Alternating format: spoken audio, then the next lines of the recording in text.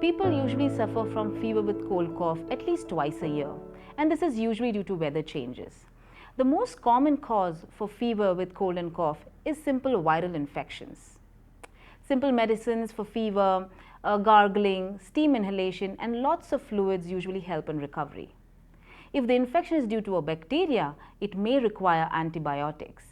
It's a good idea for you to reach out to your doctor if you're suffering from fever with cold and cough for more than 3 days, as this may require a proper diagnosis and treatment line.